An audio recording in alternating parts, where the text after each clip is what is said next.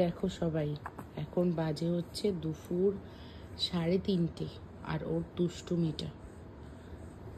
2:30টার সময়ে আমি ওকে খাইয়ে দিয়ে শুয়েছি, আমি দেখলাম ও ঘুমিয়ে পড়েছে। তারপর একটু বাথরুম থেকে এসে দেখি এই দেখো অবস্থা। কেন জেগে আছিস? ঘুমোচ্ছিস না কেন?